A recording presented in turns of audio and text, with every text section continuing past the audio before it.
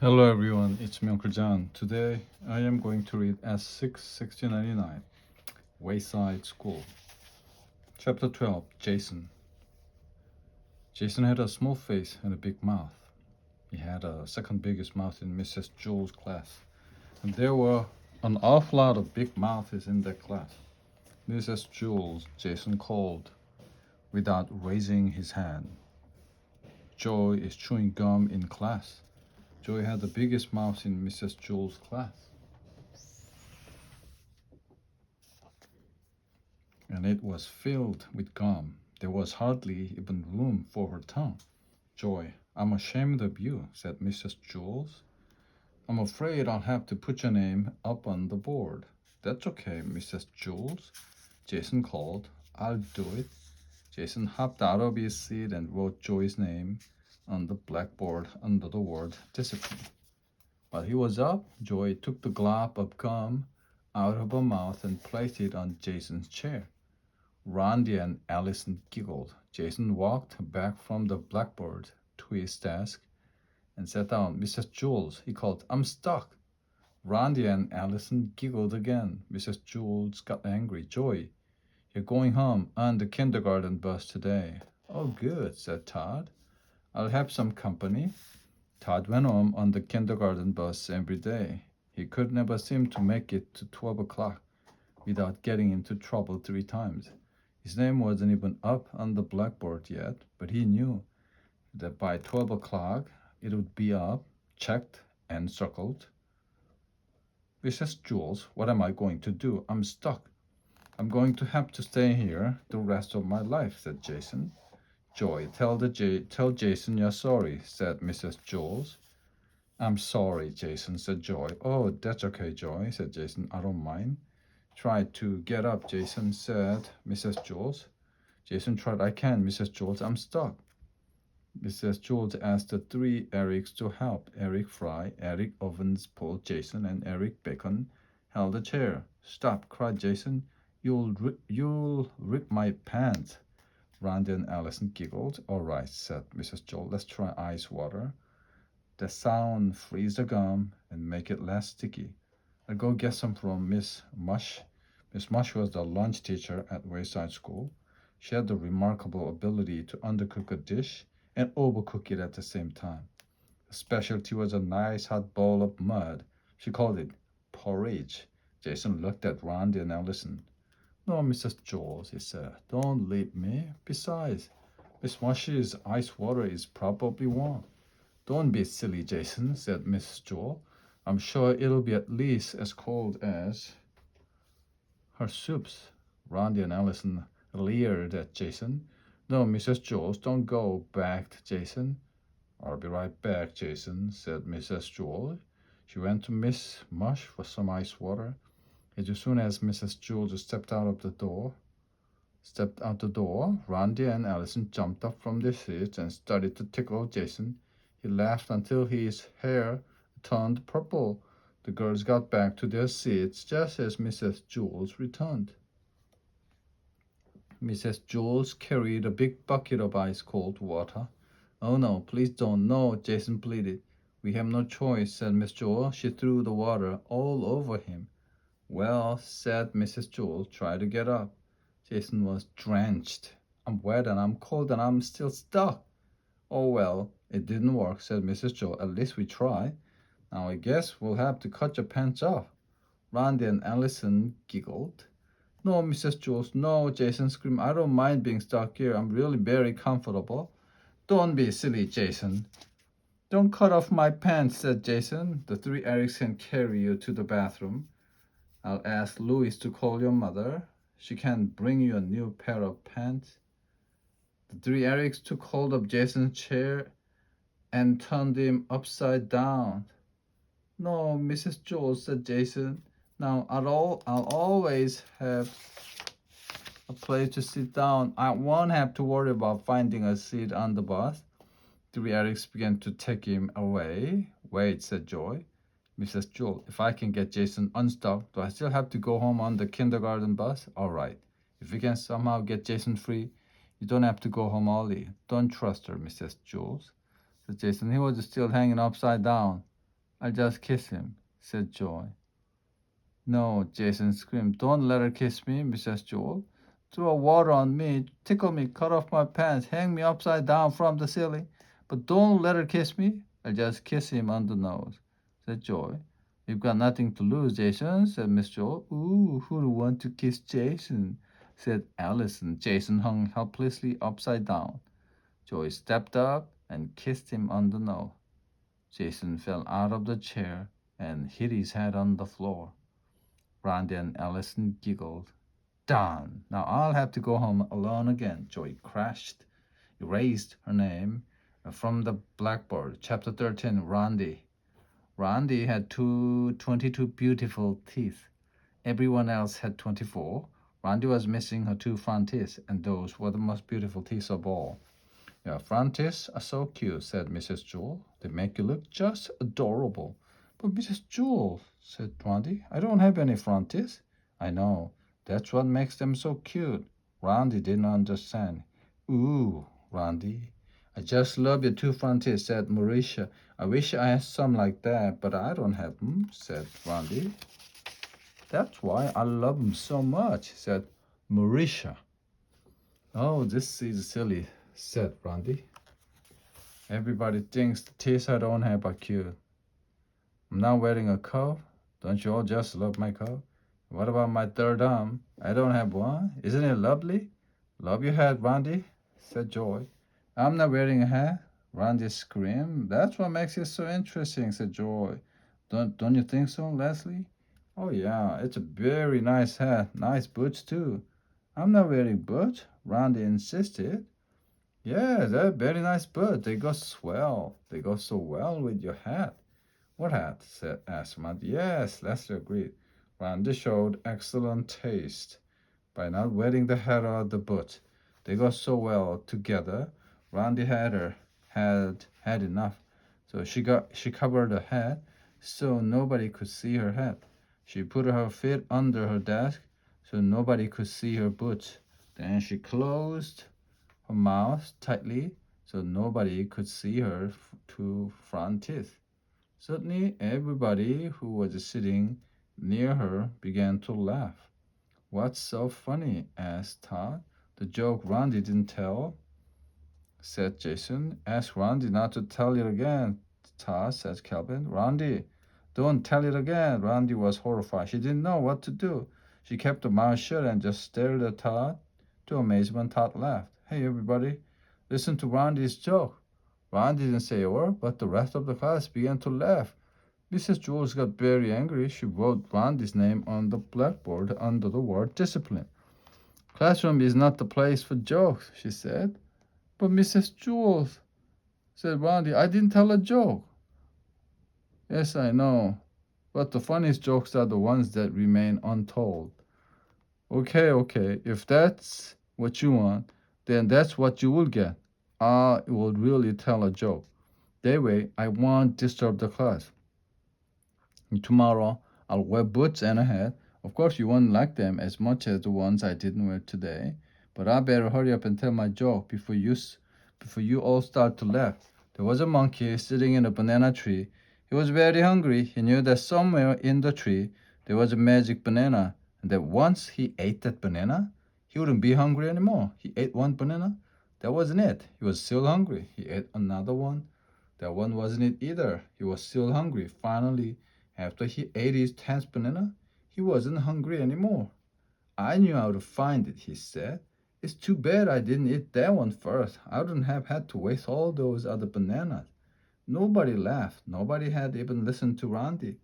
Mrs. Joe was busy teaching arithmetic and everybody else was paying strict attention. Randy slapped herself in the face to make sure she was really there. She was. The bell rang for recess. Randy ran outside. She was very upset. Louis, the yard teacher, saw her. Why the frown? Randy, come on, smile. Let me see your cute front teeth. Randy screamed, so she sucked Louis in the stomach, then beat his arm with her missing teeth, and that kind of bite hurts the worst. Chapter 14, Sammy. It was a horrible, stinky, rainy day. Some rainy days are fun and exciting, but not this one. This one stunk. All the children were wet and wore smelly raincoats. The whole room smelled awful. Ooh, it stinks in here, said Marisha. Everybody laughed, but she was right. There was one good thing, however. There was a new boy in class. New kids are always fun, except no one could even tell what the new boy looked like. He was completely covered by his raincoat. Class, said Mrs. Jewell, I would like you to all meet Sammy. Let us show him what a nice class we could be. Leslie walked up and smiled at Sammy. But a smile quickly turned into a frown. You smell terrible, she said. Leslie, exclaimed Mrs. Jewell, that's no way to greet a new member of our class. Mrs. Jewell wrote Leslie's name on the blackboard under the word discipline. But he does, Mrs. Jewell, said Leslie. He smells awful. You're ugly, Sammy replied. Now, Sammy, that's no way to talk, said Mrs. Jewell. Leslie is a very pretty girl. She's ugly, said Sammy. Allison spoke up. Well, you smell terrible and probably even uglier, but nobody can see you because you're hiding under that smelly old raincoat. There'll be enough of that, said Mrs. Jewell. Now, Sammy, why don't you take off your coat and hang it in the closet? Let us all see how nice you look. I don't want to, you old windbag, said Sammy. That's because he's so ugly, said Leslie. I'm sure he's quite handsome, said Mrs. Jewell. He's just shy. Here, let me help you. Miss Jewell took off Sammy's coat for him. But underneath, he was still another raincoat, even dirtier and smellier than the first one. They still couldn't see his face. Ooh, now he smells even worse, said Marisha. You don't exactly smell like a rose either, Sammy replied. Mrs. Jewell took off his second raincoat, but there was still another one under that. The smell became so bad that Mrs. Jewell had to run and stick her head out the window to get some fresh air. You're all in a bunch of pigs, Sammy scratched. Dirty, rotten pigs.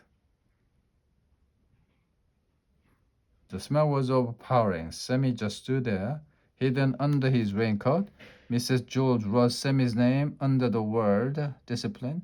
Send him home on the kindergarten bus, said Joy. Not with me, said Todd. Mrs. Jewell held her nose, walked up to Sammy, and removed his raincoat. She threw it out the window. But he had on still another one. Sammy hissed. Hey, old windbag, watch where you throw my good clothes. Mrs. Jewell put a check next to Sammy's name on the blackboard, and she took off another raincoat and threw it out the window. The smell got worse, for he had on still another one. Sammy began to laugh.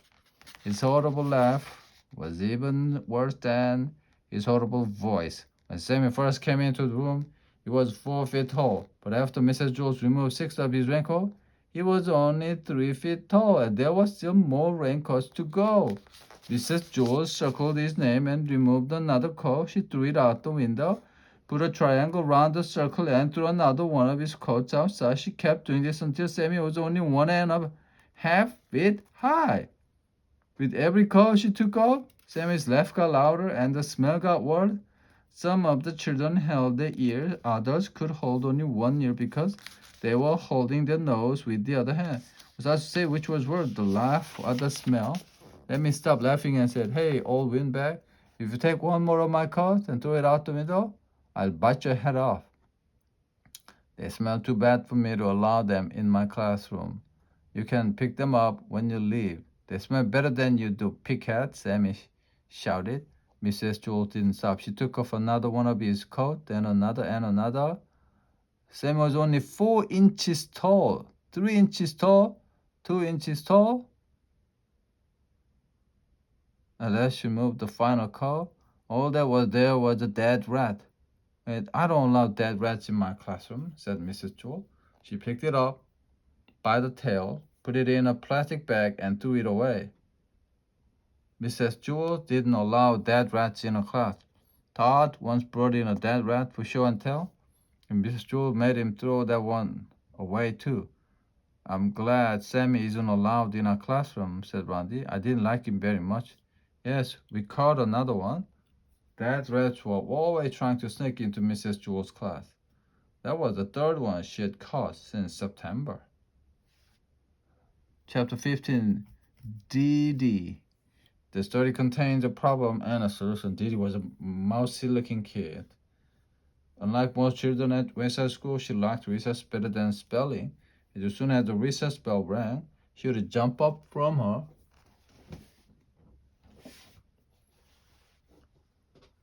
seat and run out the door.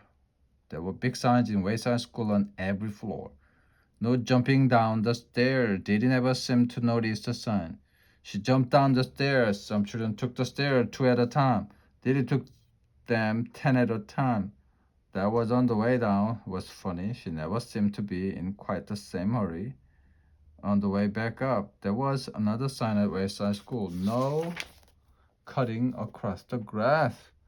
Didi must not ever have seen that one either. She cut across the grass and went up to Louis, the yard teacher.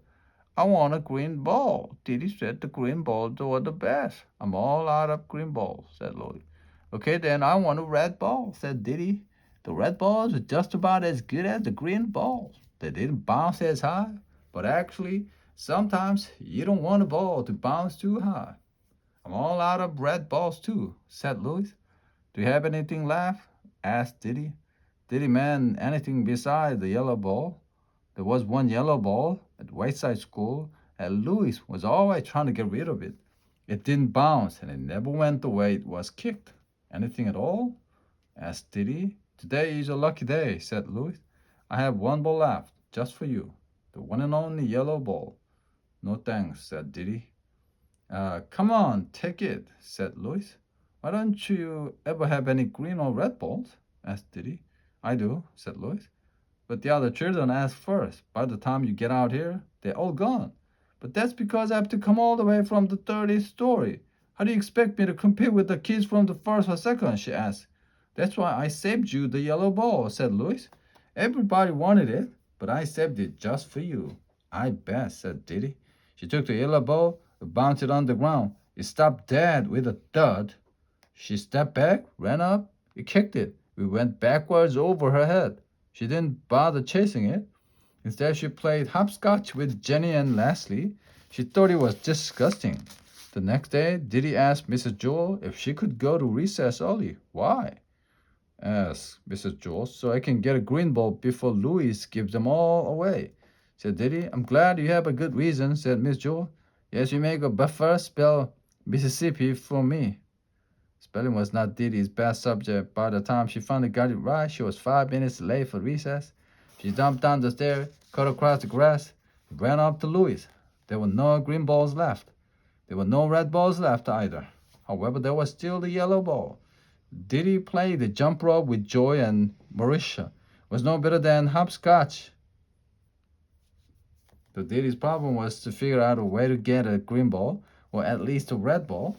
You already know that this story also contains a solution. Didi figured it out. See if you can too.